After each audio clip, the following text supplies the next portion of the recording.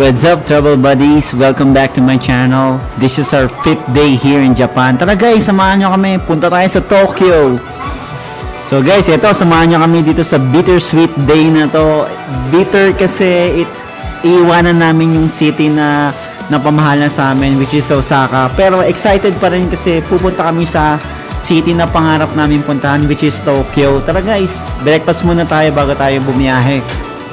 Eto, for the past 4 days, dito kami nag-aalmusal every morning bago bumiyahe. Last day na natin sa Osaka, sobrang mamimiss talaga natin tong city na to. At isa to sa mamimiss ko, yung kaibigan kong Robodog dito sa hotel namin. Tignan nyo naman guys, sobrang bait nitong pet na to. Sana magkaroon ako ng ganito sa Pilipinas.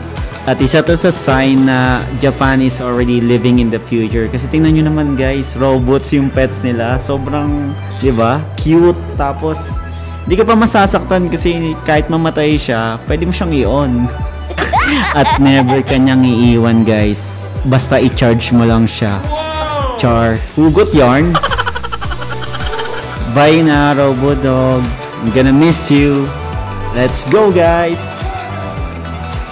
Ayan na, nandito na tayo sa Grab or taxi kasi pupunta tayo sa Shin Osaka Station kasi magti-train tayo papuntang Tokyo. So ayan na, dami namin bagahe guys. Ayan o, yung dala namin, punong-puno ng mga damit. So ayan na guys, nandito na tayo sa train station. This is M20 or M20 Namba. Pupunta tayo sa M13 or 13 Shin Osaka. Nandito tayo sa train and shoutout dyan sa mga taga Cavite na nagka-travel papuntang Manila. Dali tayong call center, sanay tayo sa tayuan sa bus eh. So eto, Manilang sa atin to. Shinkansen, JR Sen. Yan na, Shinkansen na. At eto, isa pang sign that they are living in the future. Their transportation system is really efficient and convenient talaga guys. Eto na guys, nandito na tayo, bumibili na tayo ng tickets at hindi lang ordinary train yung sasakyan natin for today. Sakay tayo sa Shinkansen, which is a bullet train. At isa to sa mga sign na Japan is already living in the future kasi this is one of the world's fastest, if not the fastest bullet train.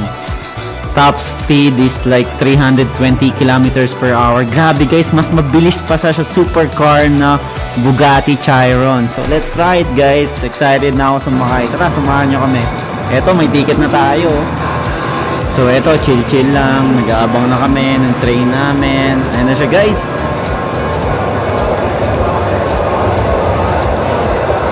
Grabe, ang bilis niya no. Nag-slow mo pa yan guys kasi nasa station na siya. So ayan, tingnan natin pag nakasakay na tayo kung anong feeling. So eto na guys, nandito na kami sa loob. Yung interior niya actually same lang ng bullet train sa Taiwan. Yan, chill, peace.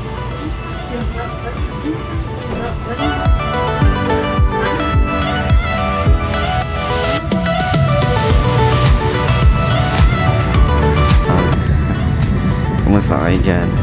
So yun guys, nandito ako ngayon sa Shinkansen bullet train. So we're going to Tokyo from Osaka.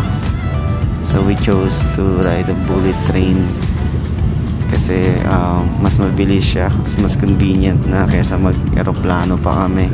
Para na rin ma-experience namin yung bullet train ng Japan. Pero actually nakapag-bullet train na kami sa Taiwan. Kaya lang syempre iba pa rin ng OG or original bullet train ng Japan. So mas mabilis siya, I think ng 20 kilometers per hour. So grabe talaga yung bullet train nila guys. Sobrang bilis. Ayan o.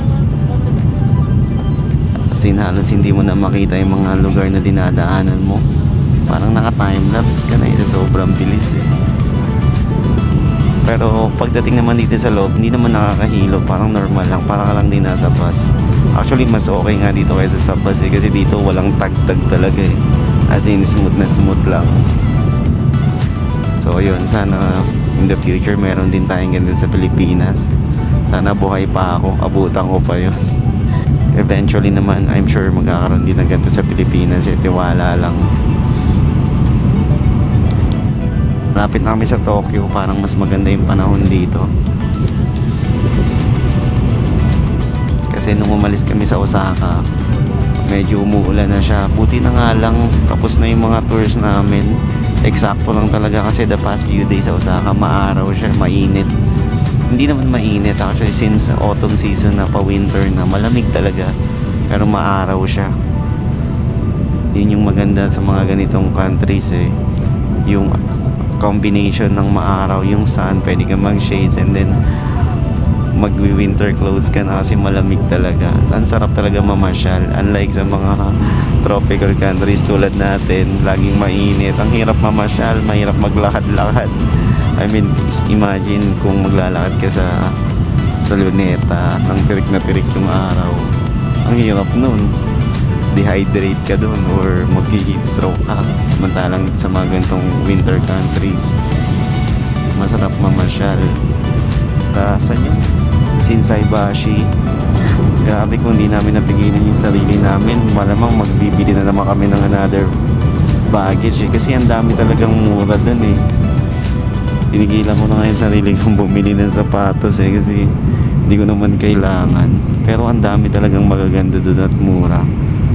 So ayun, yun yung maganda sa Osaka, maraming pagkain. Kasi siya nga yung anong tawag sa Osaka? Kitchen capital or that's Japan kitchen yung Osaka. So nandun talaga yung mga local cuisines nila. At kung gusto mong matikman lahat ng mga local food ng Japan, nandun talaga sa Osaka. Ang daming restaurants, ang daming kahit sa mga sidewalk, ang dami mong mabibili at ang dami mong pwedeng tikman. Na yung mga ano naman, yung mga sikat na tikman namin, pero syempre marami pa ring mga local food doon na kailangan mong tikman. Siguro sa susunod na lang, hindi mo naman magagawa lahat sa isang trip. Pero base din sa mga natikman namin, pinatry namin pagkain, masasarap talaga. Lalo na yung Ichiran ramen, ang sarap niya. Flavorful talaga yung ramen na yun. Siguro the best ramen I've ever had in my life. Ganun talaga yung review sa kanya eh. So hindi naman tayo nabudol, totoo naman. Ano pa ba yung gusto natin? Yung cheese coin, masarap din. Siyempre, yung famous takoyaki sa Dotonbori. Ewan ko kung anong meron sa takoyaki na yun. Ang sarap. Kakaiba yung ano niya, yung lasa niya. Yung pusit naman, lasang pusit naman talaga siya. Pero yung parang creaminess niya, iba talaga yung original. Basta doon yun sa takoyaki doon sa Dotonbori, nakalimutan ko kasi kung ano exact na pangalan nun eh. Basta yung sikat na laging pinipilahan doon. Ganun naman guys eh, basta nasa ibang lugar ka or nasa different country ka, pilahan mo lang yung mga maraming pilas at sigurado worth it yun kahit magantay ka ng ilang minutes. Sa Ichiran ramen nga, nagantay kami ng 1.5 hours sa pila para lang matikman yun eh. Pero ang sulit naman talaga. Yun yung mga bagay na kailangan mong pagtiyagaan. Kasi minsan lang tayo mapunta sa mga ganitong lugar. So kailangan tikman na natin yung mga talagang the best part ng country na to. Kailangan gawin na natin or tikman na natin yung pagkain na yun. Yun lang guys, kwentuhan tayo sa susunod. Tutulog muna ako, nandito ako sa bullet train eh. Siguro mga 30 minutes na lang nasa Tokyo na kami. And magche-check-in na naman kami sa hotel. So sa bagay mabilis lang naman yung mga check-in, check-out dito sa hotel. Usually automated na dito sa Japan yung mga check-in. Hindi na kailangan ng kung ano-ano, basta pakita mo lang yung QR code mo. And yun na, yun sa Osaka nga, hindi na kami nag-checkout, hindi na kami nag-proceed sa lobby ng checkout eh. Auto checkout na, kung wala ka namang deposit, checkout ka na diretso, okay lang. Yun naman ang sabi nila sa amin. So yun guys, sige, papahinga muna ako. Thank you so much sa pagsama sa akin sa mga travel ko. At sana makasama pa kayo ulit sa mga future travels natin. Abangan nyo yan. i-announce natin yan sa page. Follow nyo pala ako, Dave John TV, sa TikTok, Facebook, and Instagram. Yung mga pictures natin na pang malakasan, doon din natin yung i-upload.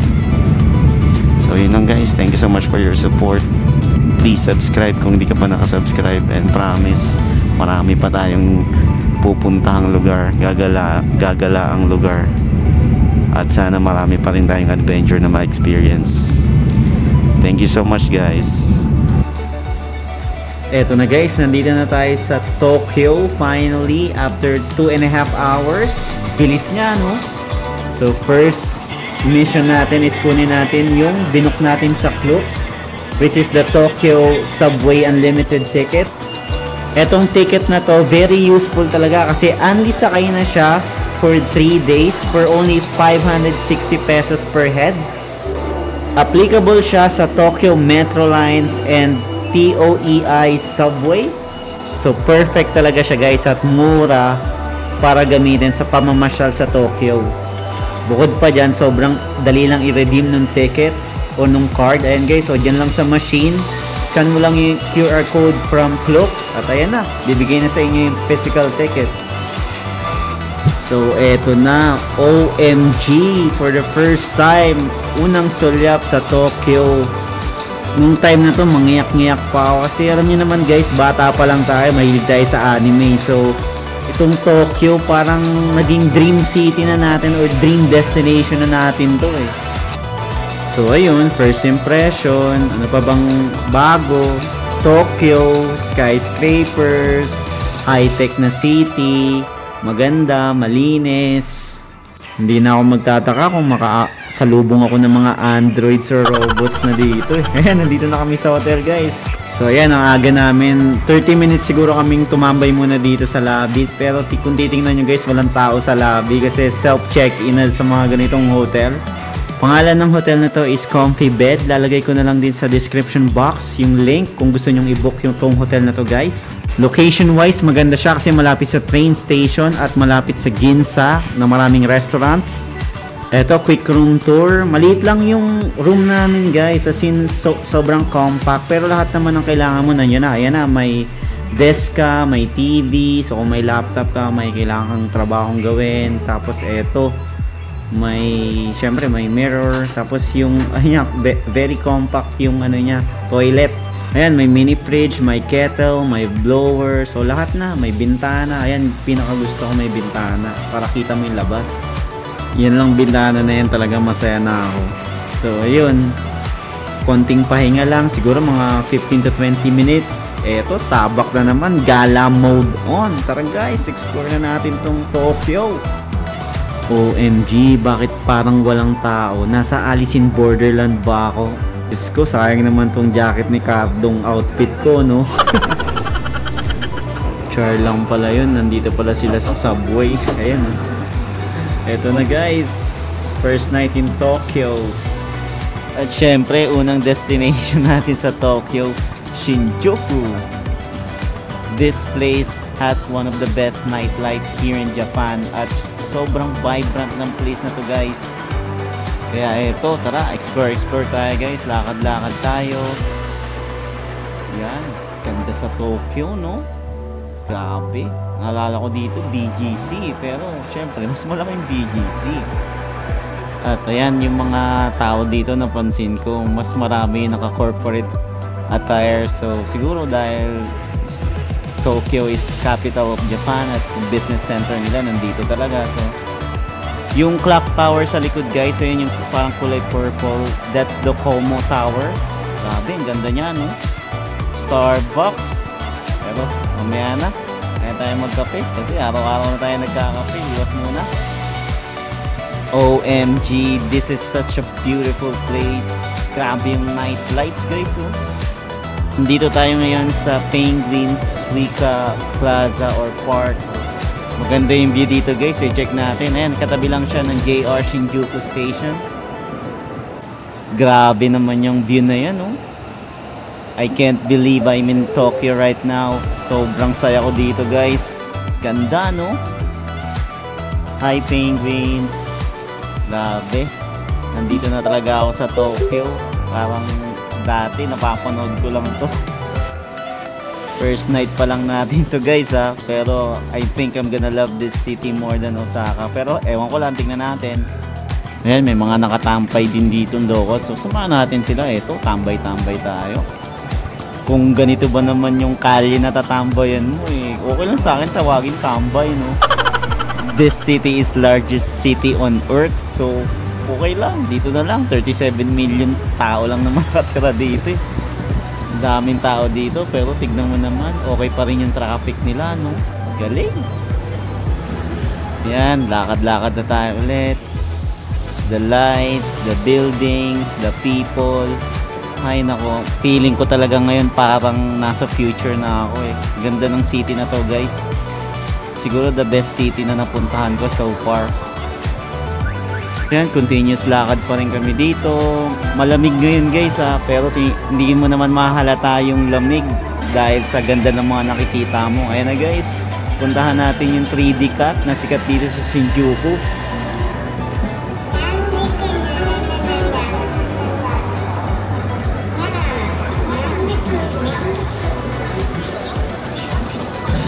Okay na guys, alam nyo ano yung sinabi niya.